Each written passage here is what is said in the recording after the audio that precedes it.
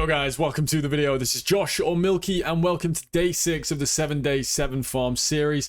In today's video, I'm taking advantage of something that I spotted when I was scrolling through the compass prices on TFT. Farm we're doing today, I actually went and I farmed some Uul Netol Breaches in Cemetery. We focused entirely on the breach. Everything we added to it was just supplementary to the breach. Added a bit of div cards to try a look at some Brother's Gift, and we threw in some ambush scarabs, and the results were pretty good. We didn't get incredibly lucky on any div cards or anything like that. All the profit was basically just from the Uul Netols and then the things we got from the Strongboxes. Enjoy the video. Shockingly, we're going to start with the Atlas passive tree. You'll see straight away, we've gone with Harvest, Breach, Strongboxes, little bit of Delirium, just a little sprinkling to add in there for some extra loot. And then we've just rounded it off with a bit of quantity. We're quite tight on points. If you were to drop anything, it would just be these like quant nodes. But we're getting to the point of the league where I'm assuming most of you have got your Atlas passive points. So this one should be very doable for you guys. We're using a Gilded Breach Scarab, which causes the areas to, one, contain additional breach, but it also gets additional breach boss clasped hands,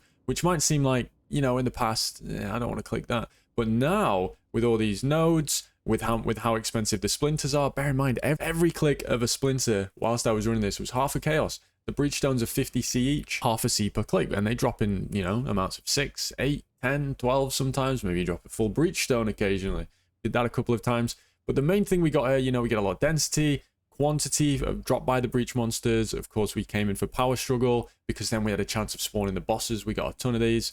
And then we got one time, we got the Eye of Invasion to proc 10 additional breaches. And out of that map, I pulled almost 5 breach stones. So, and it is, you know, 1% chance, so 1 in 100, and we did 100 maps, and I got it around the 90th map. Then, of course, we have the breach bosses have a chance to drop a breach stone. We did proc this a few times.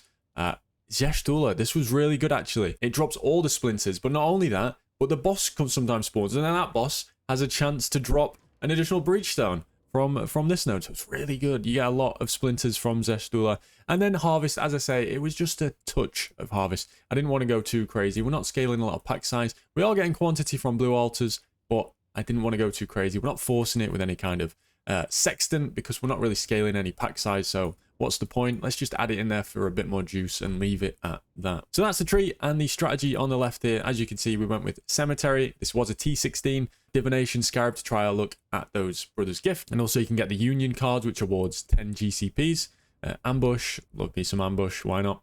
Gilded Breach Scarab, ambush on the map device. We gained an additional breach from this compass, and then we forced Uul Netol with this. And then, of course, blue influence. Good stuff. But how did it go? Well, we'll check in game. I'll take a little map run through, show you what it looks like, and then we'll go into the loot. So the main idea is you want to go through and get all your altars. You can see we've done it here.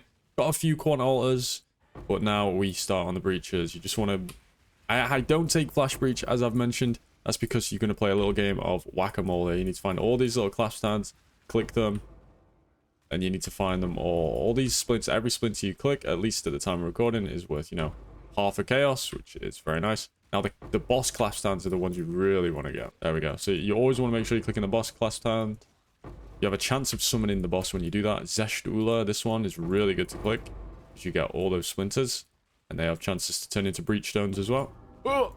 Okay, we got that just in time. Yeah, now the annoying part of the map is this bit. It's picking up all these individual splinters. All picked up. Then we do the harvest. Harvest is pretty straightforward. Don't really need to show you that. So we'll go into the next part of the video.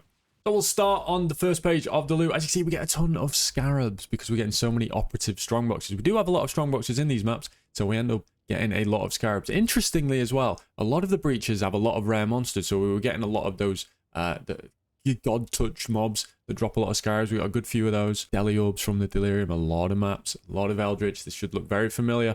From this stuff's just the kind of like the consistent stuff you're going to pull out of maps, right? And then we did get a lot of divination cards, you know, pretty meaningless. These won't be counted on the excellence. I have it filtered so that it only counts if something's in a stack worth at least 10C, so these won't be counted. We got a little voices card. Yeah, nothing too cool on this page. We'll go on to the big loot though. Look at that. Look how many Uul Netols we've got. What is it? 64?